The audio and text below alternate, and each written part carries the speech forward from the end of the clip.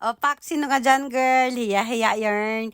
Kasi naman, yung staff kasi, siya na nag-suggest na siya na daw kukuha ng video sa amin tatlo para daw meron kaming picture or video na naglalakad, o, diba? So, nahihiya ng very light, Charis, very light.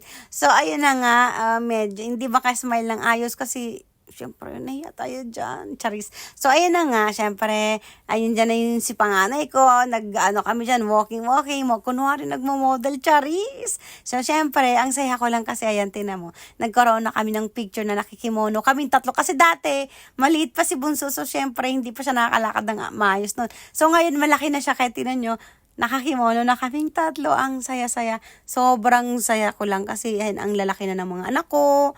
Ang gaganda. Diyos ko. At syempre, ang babait. Ano daw mabait? Charis. Syempre, mababait.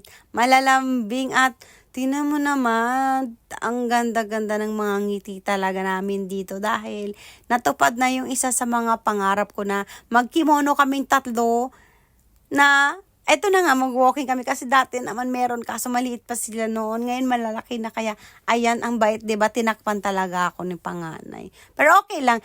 Ang galing-galing naman ng staff kumuha ng video sa amin. So ayan, 'di ba? Ang cute lang ng mga napili naming color. Sobrang saya lang. Thank you.